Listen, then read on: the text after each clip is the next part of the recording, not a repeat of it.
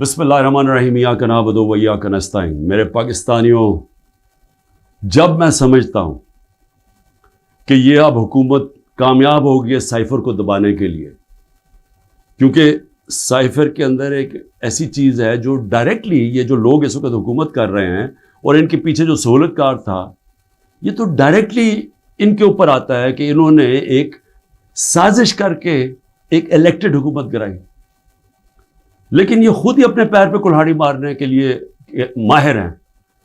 اتنا ان کو خوف ہے کہ عمران خان کسی طرح الیکشن سے باہر کیا جائے، کیونکہ وہ ڈر لگا ہوا ہے کہ الیکشن میں آ گیا تو ہار جائیں گے، تو ان کی پوری کوشش ہوتی ہے کہ ہر کوئی موقع نہ جائے کہ کسی طرح اس کو ڈسکوالیفائی کریے، جیل میں ڈالے۔ یہ کوئی 14 مہینے سے یہ لگے ہوئے ہیں۔ پہلے اس سے میں صرف اعظم خان کے اوپر بات کرنا چاہتا ہوں۔ جس اعظم خان کو میں جانتا ہوں وہ ایماندار آدمی ہے، قابل آدمی ہے، اور جس طرح کی باتیں میں نے پڑھی ہیں سائفر میں وہ کہہ نہیں سکتا۔ جب تک میں اعظم خان کے منہ سے نہیں سنوں گا میں مانوں گا نہیں، کیونکہ اس میں یہ کئی باتیں حقیقت کے ساتھ نہیں ہیں، یا تو زبردستی سے اسے کروایا گیا ہے، کیونکہ زبردستی تو اس وقت ساری 2 پارٹیز بنا دی ہیں۔ زبردستی میں لوگوں کے اوپر بندوق رکھ کے کہ جی آپ اس پارٹی میں جائیں، اور بندوق کر کے دوسری پارٹی میں جائیں، ان کے ہی بیچاروں کا بیڑا غرق کر کے رکھ دیا اس میں۔ اور پھر جو ہمارے لوگوں کو جو زور ڈالا ہوا ہے پارٹی چھوڑو، بیچارے جیلوں میں ہمارے لوگ پڑے ہیں، عورتیں پڑی ہوئی ہیں، ان کو بس صرف کہیں کہ جی آپ عمران خان کے خلاف وعدہ معاف کو گواہ بن جائیں، یہ وہ بنتے تو آپ چھوٹ جائیں گے، اور یا پھر کہ جناب آپ کھڑے ہو کے جا کے وہ ٹی وی پہ کہیں میں پارٹی چھوڑ رہا ہوں۔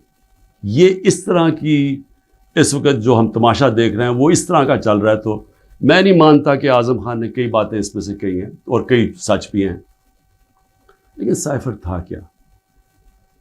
6 مارچ کو 2022 6 مارچ میٹنگ ہوتی ہے، پاکستان کا ایمبیسڈر اسد مجید اور امریکہ کا جو under secretary of state Donald Lu Washington میں میٹنگ ہوتی ہے، آفیشیل میٹنگ ہوتی ہے۔ آفیشیل میٹنگ کا مطلب کہ دونوں طرف نوٹ لے رہے ہوتے ہیں اس میٹنگ کے۔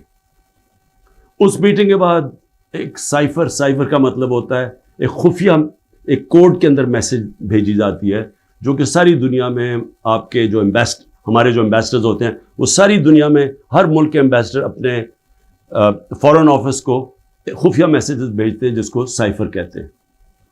وہ سائفر آتا ہے پاکستان، اور وہ میں جب پڑھتا ہوں تو اس میں کیا لکھا ہوتا ہے؟ سائفر میں 2 مین چیزیں ہیں، باقی تو اور بھی چھوٹی موٹی چیزیں ہیں۔ سب سے بڑی چیز لکھی ہوتی ہے کہ جی عمران خان کو آپ نے عدم اعتماد کی ووٹ میں پاکستان کے پرائم منسٹرشپ سے ہٹانا ہے، اور ایک اور چیز لکھی ہوتی ہے کہ عمران خان نے اکیلا فیصلہ کیا کہ روس جانے کا۔ آپ کو پتہ ہے روس، اور تب تک جنگ شروع ہو چکی تھی روس کی یوکرین میں، تو عمران نے اکیلے نے فیصلہ کیا، جبکہ اسد مجید ہمارے ایمبیسڈر کہہ رہے ہیں کہ نہیں، عمران خان نے اکیلا فیصلہ نہیں کیا، یہ سب سٹیک ہولڈرز نے مل کے فیصلہ کیا تھا۔ لیکن جس طرح وہ بات کرتا ہے، اسد مجید، سلام کرتا ہوں میں اپنے ایمبیسڈر کو، وہ کہتا ہے اس کے بعد جو مجھے میسج کہ ان کے خلاف آپ کو پروٹیسٹ کرنا چاہیے، ڈیمارش کرنا چاہیے کہ اس نے بڑی غلط زبان استعمال کی ہے۔ غیرت مند ڈپلومیٹ ہمارا،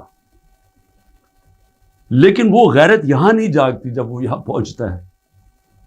سائفر جاتا ہے آرمی چیف کے پاس بھی، فارن آفس میں بھی، میرے پاس بھی آتا ہے۔ میں جب وہ دیکھتا ہوں میں حیران ہو جاتا ہوں کہ اس کی جرت کیسے پڑی ہے لکھنے کی، یہ کیسے کہہ سکتا ہے؟ اور پھر جب میں یہ دیکھتا ہوں کہ یہ کہہ رہا ہے ایک ایمبیسڈر کو کہ اپنے پرائم منسٹر کو آپ نے ہٹانا ہے، تو پھر میں دیکھتا ہوں کہ یہ میرے لیے تو نہیں ہے، ایمبیسڈر تو مجھے جواب دے ہے، تو مجھے کون ہٹا سکتا ہے؟ پاکستان میں مجھے کون ہٹا سکتا تھا؟ ایک ہی آدمی، جنرل باجوہ۔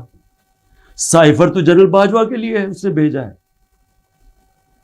تو مجھے وہاں سے پہلے سے ہوتا ہے کہ اب تک ہمیں لوگ کہہ رہے ہیں، مجھے خبریں آتی رہتی تھیں کہ جناب فیصلہ ہو گیا آپ کی گورنمنٹ ہٹانے کو، مجھے رپورٹ آ رہی رہتی ہے, IB والے مجھے آ کے بتاتے تھے کہ جی دیکھیں شہباز شریف کی خفیہ میٹنگز ہو رہی ہیں, بیچ میں ان کے لوگ پڑے ہوئے ہیں, جنرل باجوہ کی کوئی فادر ان لا ان کے گھر میٹنگز ہو رہی ہیں. یہ ساری مجھے خبریں آ رہی تھیں.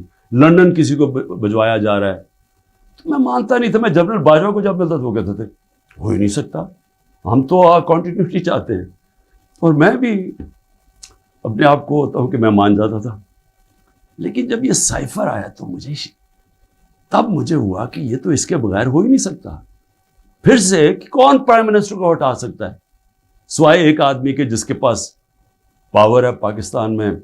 تو پاور ادھر ہی ہے, سپر کنگ ہے, سب پوچھنے والا کوئی نہیں ہے, لیکن پاور ہی پاور ہے. اس کے بعد اگلے دن عدم اعتماد اسمبلی میں ٹیبل ہو جاتی ہے اور ایک دم ہمارے لوگ ہلنا شروع ہو جاتے ہیں.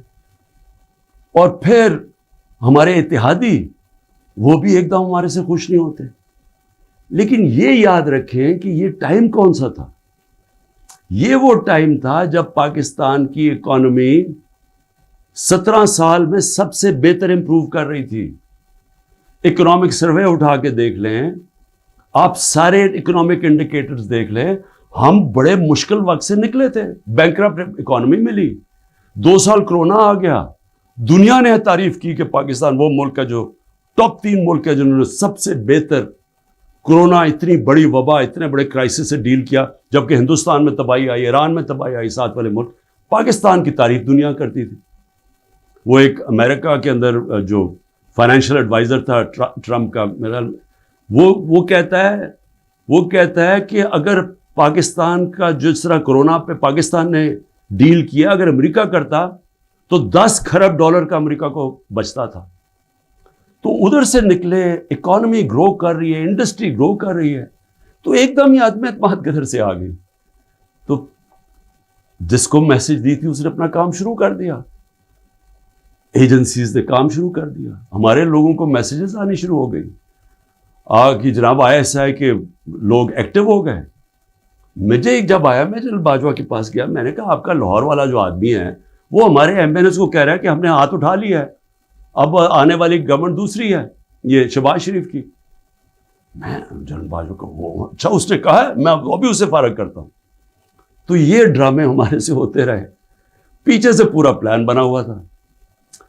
اچھا میں نے پہلے تو میں یہ کہوں کہ مجھے اتنا شرم آئی, مجھے پاکستانی ہوتے ہوئے میں آپ کو سچ بتانا چاہتا ہوں, مجھے شرم آئی کہ اس کی جرت کیسے ہوئی کسی چھوٹے ایک آفیشل کی کہ جو ہمیں اتنی بڑی دھمکی دے دے اور ایمبیسڈر کے ذریعے میسج بھجوائے کہ پرائم منسٹر کو ہٹا دو. لیکن اس کی غلطی نہیں تھی. شرم یہاں نہیں آ رہی تھی. جن لوگوں کی ذمہ داری تھی کہ قوم کی حفاظت کرنا, جس آدمی کی کہ قومی وقار کو بچانا, قومی غیرت, وہ ساتھ ملا ہوا تھا. اس نے ان کے, یعنی یہ سارا پلان ادھر سے شروع ہوا تھا. اور میں صرف اپنی قوم سے یہ کہنا چاہتا ہوں کہ دیکھیں, یہ یاد رکھیں کہ اب ایک چیز سمجھیں, جب اگر میں جنرل باجوہ کی تنقید کر رہا ہوں, اور یہ میں سارا ثابت کر سکتا ہوں کیونکہ مجھے پتہ ہے ساری چیزیں میرے اندر, ایک ایک چیز مجھے یاد ہے ہوا کیا, اس سے پہلے بھی اس کے بعد بھی. میں پاکستان کی فوج کی تنقید نہیں کر رہا, میں ایک آدمی کی کر رہا ہوں جو غلطی کی جس نے. یہ ہم بہت بڑا ظلم کر رہے ہیں اپنے ملک سے کہ ہم جنرل فیصل نصیر, مجھے پہلے سے پتا تھا کہ میرے اوپر, میں 6 ہفتے پہلے سے لگا ہوا تھا کہ مجھے انہوں نے قتل کرنے کی کوشش کرنی ہے اور دینی انتہا پسند کے نام. میری جلسوں کے اندر تقریریں تھیں. تو جب میرے اوپر اٹیمپٹ ہوتا ہے اور میں FIR لگواتا ہوں, مجھے پتا تھا کہ یہ پیچھے سب سے یہ تھا, ماسٹر مائنڈ تھا. اپنی FIR نہیں کٹوا سکا. جب JIT کے اندر یہ ثابت ہو گیا کہ ایک نے 3 شوٹر تھے, تو جو سارا حکومت کا جو انہوں نے کوشش کر رہے تھے کہنے کی جی دینی انتہا پسند ہے, وہ جب سارا وہ ان کا نیریٹو ہی ختم ہو جاتا ہے, تو انہوں نے JIT کو سیبوٹاج کیا. اور پھر میرے اوپر غداری کا ایک پرچہ کر دیا ہے کہ جنرل فیصل نصیر کو میں نے ڈرٹی ہیری کیوں کہا, سائیکوپیتھ کیوں کہا, میرے اوپر غداری کا پرچہ لگ جاتا. میں پھر سے کہتا ہوں کہ اگر ہم نے یہ کرنا ہے اپنے ملک کے ساتھ کہ کسی ادارے کو اگر میں کسی جج کی بات کروں گا تو میں ساری جوڈیشری کے خلاف ہو گیا، اس کا مطلب کیا، میں پولیس کے خلاف کروں گا تو ساری پولیس کو میں نے برا بھلا کہہ دیا. یہ تو ہم اپنے ملک کو تباہ کر رہے ہیں. یہ پلیز میری قوم پلیز آپ یہ سمجھ جائیں ایک بات، اگر معاشرے سے آپ تنقید ختم کرتے ہیں، آپ معاشرے کی قبر کھود دیتے ہیں. کیونکہ اصلاحات ہوتی کیسے ہے، انکوائری کیوں ہوتی ہے؟ حمود الرحمان انکوائری، جب ہمارا ملک ٹوٹا، ایسٹ پاکستان ٹوٹا، تو جب وہ انکوائری ہوئی، اگر اس کے اوپر عمل ہوتا کہ یہ ہم نے غلطیاں کی ہیں، اپنی اصلاحات کرتے، تو اس کے بعد پاکستان بڑی غلطیوں سے بچ جاتا. لیکن جرات ہی نہیں تھی فیس کرنے کی تنقید. ہم نے وہ اتنا بڑا ظلم کیا کہ 25 سال کے بعد وہ کدھر نکلی؟ حمود الرحمان ہندوستان کے اندر. اب جب یہ ہوا، میں کہتا گیا، میں نے ساروں کو کہا کہ اتنا بڑا ظلم ہو رہا ہے تو اس کے اوپر انکوائری ہو. میں نے چیف جسٹس صاحب کو میں نے وہ سائفر بھیجا کہ جی اس کے اوپر انکوائری کروائیں. نیشنل سیکیورٹی کاؤنسل کے سامنے رکھا. نیشنل سیکیورٹی کاؤنسل کے سامنے 30 مارچ کو میں نے رکھا کہ جی یہ ہے، سارے آرمی چیفز بیٹھے ہوئے تھے، سروس چیفز بیٹھے ہوئے تھے، سب کے سامنے رکھا کہ یہ اس نے لکھا ہے اور آپ کا ایمبیسڈر کہہ رہا ہے کہ ان کو پروٹیسٹ کرو کہ یہ کسی کی جرات نہیں ہونی چاہیے اس طرح کا، کسی بھی ایک ملک کو، آزاد ملک کو اس طرح کا زبان استعمال کرنی. انہوں نے کہا جی ہاں مداخلت تو ہوئی ہے، تنقید کی، امریکہ کو پروٹیسٹ بھی کیا نیشنل سیکیورٹی کاؤنسل نے 30 مارچ کو. میں نے پارلیمنٹ میں لے کے گیا کہ ان کیمرہ میٹنگ کروائی. میں نے کہا ان کے سامنے رکھو. اپوزیشن کو لیڈر ہی نہیں آیا اس میٹنگ پہ. شہباز شریف، آصف زرداری، انہوں نے بائیکاٹ کر دی. کیوں کی؟ کیونکہ ملے ہوئے تھے ساتھ، یہ اس کا حصہ تھے، یہ سازش کا حصہ تھے. کیونکہ کیا یہ پاکستان کے پرائم منسٹر کے خلاف ایک آدمی کہہ رہا ہے کہ اس کو ہٹاؤ، تو کیا یہ عمران خان چھوڑیں کسی بھی ملک کو اجازت دیتا ہے ایسے؟ کیا ایران کے اندر کسی کی جرت ہے کہ ان کے ایمبیسڈر کو کہے کہ جا کے اپنے پریزیڈنٹ کو ہٹا دے؟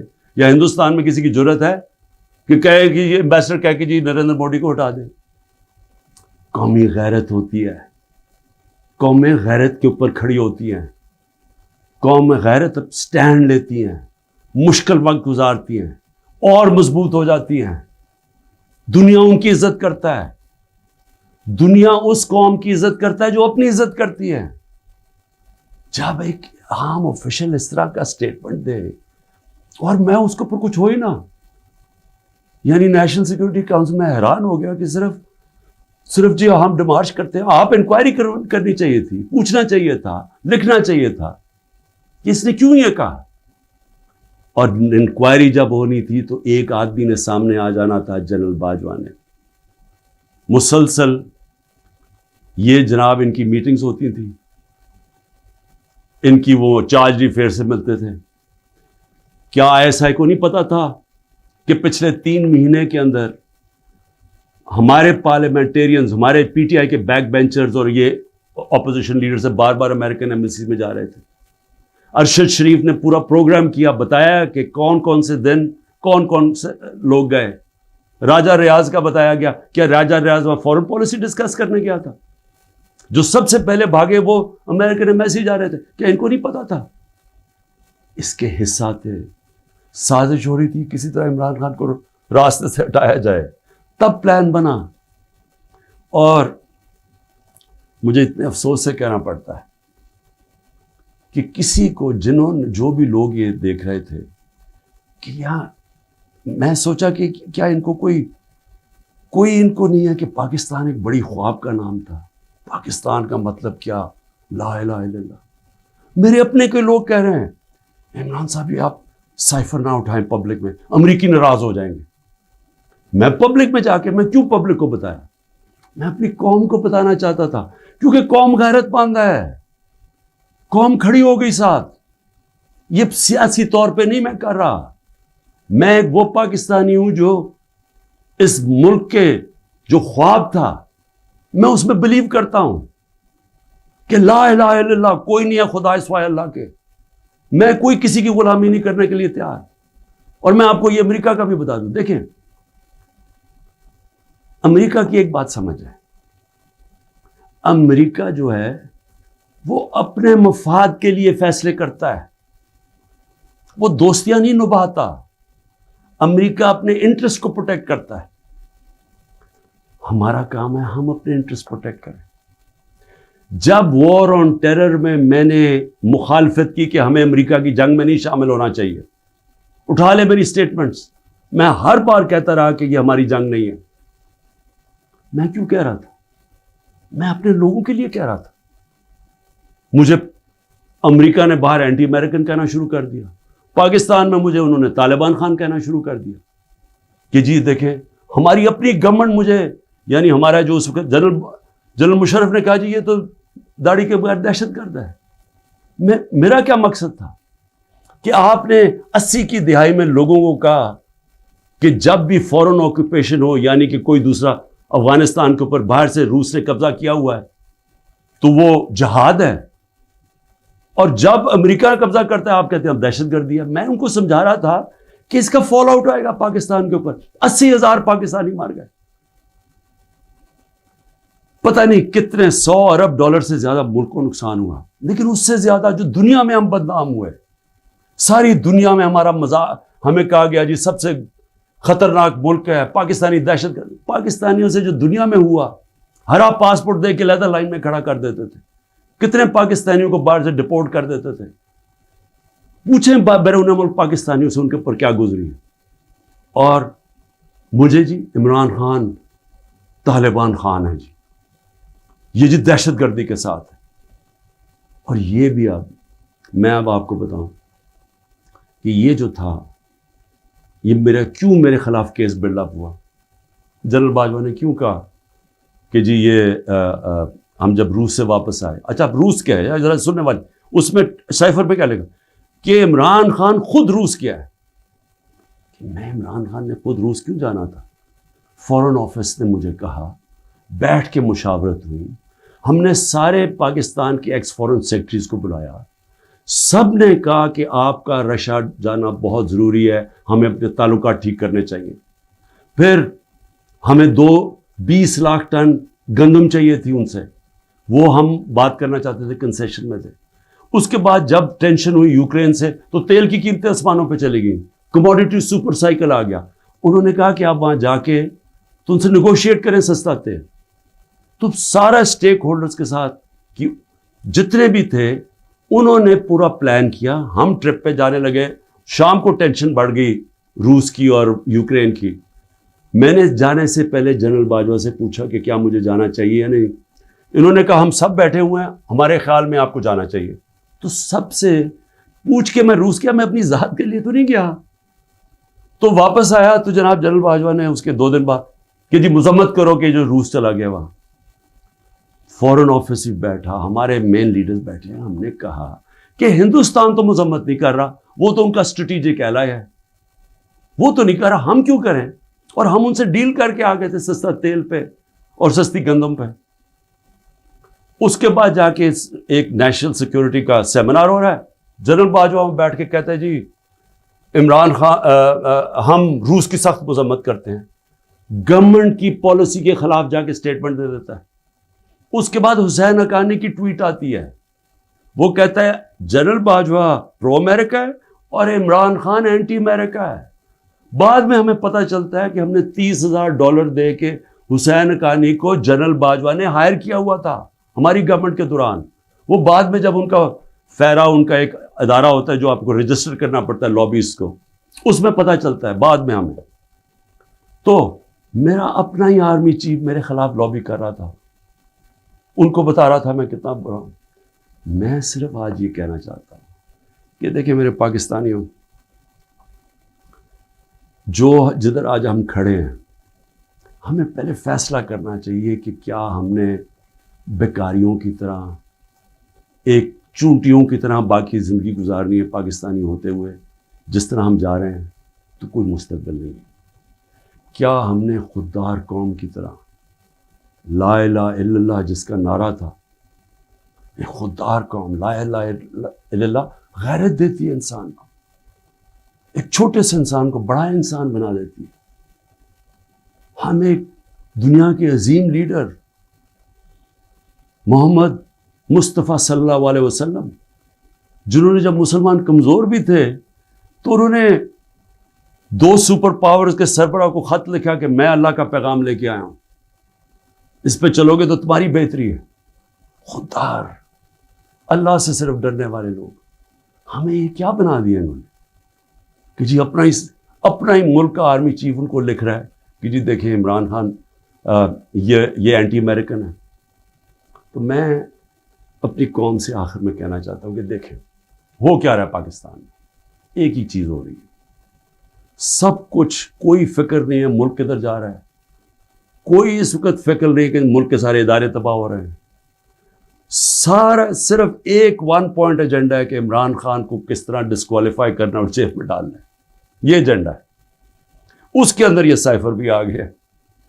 یہ نہیں ان کو پتا کہ سائفر میں ان کی تباہی ہے، کیونکہ یہ سب ملوث تھے اس میں، یہ شہباز شریف بھی تھا، زرداری بھی تھا، ساروں کو پتا تھا سائفر کا، سارے میٹنگز کر رہے تھے امریکنوں کے ساتھ۔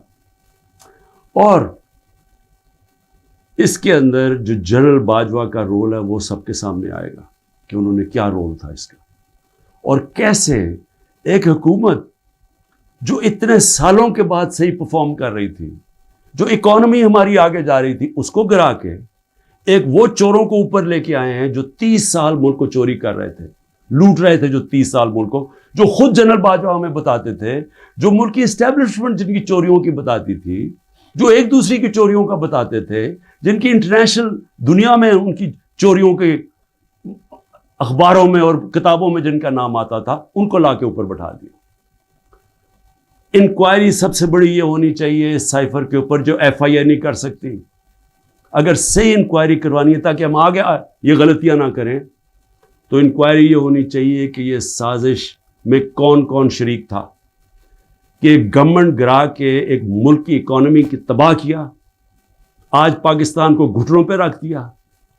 آج اگر ہم ان کی مدد نہ کرتے اور آئی ایم ایف سے نہ کہتے کہ آپ کی سٹینڈ بائی ایگریمنٹ کے ہم ساتھ ہیں، تو پاکستان ڈیفالٹ کر گیا تھا۔ ڈیفالٹ کرنے کا مطلب کہ آج لوگوں کا معاشی قتل ہو جانا تھا، جو ہو چکا ہے، اس سے دگنی مہنگائی ہو جانی تھی، بے روزگاری، یعنی سارا جو ہماری باہر سے فائنینسنگ ختم ہو جانی تھی، جو آگے آج ہی برے حالات ہیں، اس سے دگنے ہو جانے تھے۔ کون ذمہ دار ہے اس کا؟ انکوائری یہ ہونی چاہیے کہ کس نے کیا، کس پلیئر نے کیا کیا رول پلے کیا، یہ انکوائری ہونی چاہیے۔ اور اس کے اندر یہ ایف آئی اے جو کہ شہباز شریف نے اپنے اوپر نوکر بٹھا دیے ہیں، یہ انکوائری نہیں کر سکتے۔ اور میں جو آخر میں بتانا چاہتا ہوں کہ جو کوششیں ہو رہی ہیں، کوشش کیا ہو رہی ہے؟ ہر چیز کرتے ہیں وہ فیل ہو جاتی ہے، کیونکہ اللہ حق ہے۔ توشہ خانہ کے اندر کیا چیز ہے جی؟ عمران خان نے ان کو کہا کہ جو توشہ خانہ میں ابھی بھی لوگ بیٹھے ہوئے ہیں، جن کا کام ہے اسیس کرنا کہ ایک جب آپ کو تحفہ ملتا ہے اس کی کیا قیمت ہے، میں نے ان کو کہا کہ کم قیمت دکھاؤ، اور آپ وعدہ معاف گواہ ڈھونڈ رہے ہیں کہ کوئی جا کے بتائے کہ عمران خان نے ہمیں کہا تھا قیمت کم دکھائیں۔ اور اس کے علاوہ القادر یونیورسٹی، یعنی یہ سوچیں کہ ایک یونیورسٹی بنتی ہے جو سیرت نبی پڑھانے کے لیے، تاکہ لوگوں کا کردار ہم ٹھیک کریں، کیریکٹر بلڈنگ کریں، بتائیں کہ ہمارے جو بڑے بڑے صوفی تھے یہاں، جن کی وجہ سے اسلام پھیلا، ان کی پیغام کیا تھا، نئے لیڈرشپ پروڈیوس کریں جو کہ سیرت نبی پہ ہوں، اور پھر مفت تعلیم ملے، ٹیکنالوجی بھی پڑھائی جائے لیکن مفت تعلیم۔ اس وقت سارے جو پڑھ رہے ہیں وہ ہیں جو کہ غریب گھرانوں کے اسٹوڈنٹس ہیں، مفت پڑھ رہے ہیں وہاں۔ یہ جناب عمران خان نے جرم کیا ہے کہ جی القادر یونیورسٹی بنا دی، جو ذاتی فائدہ ہو گیا مجھے، جس طرح کہ مجھے اس سے کوئی آمدنی آ رہی ہے، جس طرح شوکت خانم سے ہی آ رہی ہے یا نمل یونیورسٹی سے۔ اور پھر میرے اوپر پہلے ظلم کیا جاتا ہے اور میرے اوپر ہی کیسز کر دیتے ہیں۔ 9 مئی کو سپریم کورٹ کہتا ہے کہ عمران خان کے اوپر غیر آئینی اور غیر قانونی واردات کی گئی، مجھے وہاں سے اغوا کیا گیا، جو کمانڈوز مجھے وہاں سے لے کے گئے. سپریم کورٹ کا ورڈکٹ ہے. اور جس طرح مجھے ذلیل کیا، لوگوں کو مارا، ڈنڈے مارے، وکیلوں کو مارا، اس کے بعد ساری دنیا میں خبر دیکھا کہ مجھے ایک مجرم کی طرح پکڑ کے لے کے جا رہے ہیں. تو میرے اوپر 30 کیس ہو جاتے ہیں. جب میں 4 دن بند ہوتا ہوں اندر، جب جیل کے اندر، تو 30 کیس میرے اوپر ہو جاتے ہیں کہ جی میری وجہ سے وہ جو رد عمل آیا. اور رد عمل نہیں آنا تھا کہ جب آپ ناانصافی کرتے ہیں، جو سپریم کورٹ کہتا ہے ناانصافی ہے، وہ جو بچارے نکلتے ہیں پرامن مظاہرے کرنے کے لیے، جو 27 سال سے ہم نے کیے ہیں، ان کے اوپر گولیاں چلاتے ہیں. 25 لوگ ہیں جن کو انہوں نے شہید کیا ہے. 16 کے پاس ہمارے پاس ڈیٹس ہیں، 9 غائب ہیں ابھی. 3 لوگوں کی ٹانگیں کٹتی ہیں. ایک آدمی پیرالائزڈ ہے اس وقت، کمر پہ گولی لگتی ہے. اور یہ کیا کرتے ہیں اوپر سے؟ انہی کے اوپر کیس بنا دیتے ہیں. ساری دنیا کے اندر اب ایک کوئی پولیس کی گولی لگی تھی نا ایک فرانس کے اندر، 4 دن سارے فرانس میں آگ لگی، 100 بلڈنگز اور گاڑیاں جلا دی لوگوں نے. تو آپ کو پوچھ نہیں رہا کہ آپ پاکستانی نہیں تھے. اور 100 لوگوں کو گولیاں اور لگتے ہیں، اور جن کو ایک کو جس کو گولی لگتی ہے، ٹانگ کٹ جاتی ہے، اس کو پکڑ کے جیل میں ڈال دیتے ہیں. یہ کسی ملک میں اس طرح ہوتا ہے؟ یہ ظلم ہوتا ہے. اور پھر ضلع شاہ کا قتل ہوتا ہے، عمران خان کے اوپر قتل کا کیس ڈال دیتے ہیں. بعد میں جب پتہ چلتا ہے تشدد ہوا اس کے اوپر 26 جگہ، تو پھر کہتے ہیں ایکسیڈنٹ میں، پھر بھی میرے پہ کیس ڈال دیتے ہیں. کوئٹہ کے اندر ایک سارے کوئٹوں کا پتہ ہے، ذاتی دشمنی پہ ایک وکیل مارا جاتا ہے، عمران خان کے اوپر 302 قتل کیس ہو جاتا ہے. میں سوال یہ پوچھتا ہوں کہ کیا قوم یہ ناانصافی نہیں دیکھ رہی؟ اور یہ جو نظام آپ کر رہے ہیں، یہ سمجھ رہے ہیں کہ یہ بہت بڑا کوئی ڈنڈے مار کے اور خوف سے لوگوں کو اپنی طرف لے آئیں گے، یا لوگ ووٹ کسی اور کو دے دیں گے. یہ انسان ہے، یہ بھیڑ بکریاں نہیں ہیں. اور اس کے اوپر، اس نظام کے اوپر جو حضرت علی کا قول ہے وہ غور سے سن لیں. کفر کا نظام چل جائے گا، لیکن ظلم اور ناانصافی کا نظام نہیں چل سکتا. حکومتیں چلتی ہیں اخلاقی قوت پہ. ڈنڈے مار کے جانور چلتے ہیں، ڈنڈے مار کے نہیں چلوا سکتے آپ لوگوں کو. لوگوں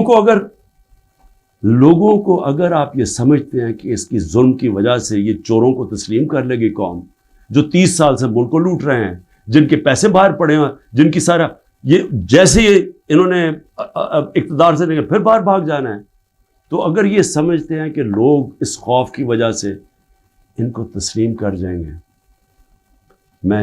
مجھے ترس آ رہا ہے ان لوگوں کے اوپر جن کی یہ سوچ ہے. پاکستان زندہ باد.